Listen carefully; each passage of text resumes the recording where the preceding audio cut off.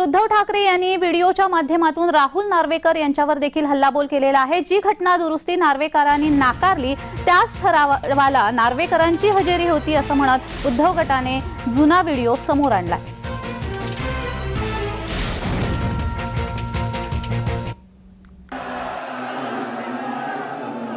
हे बघा, एकच हे कालचे निकाल देणारे आपले, हे बघा, एकच हे कालचे निकाल देणारे आपले,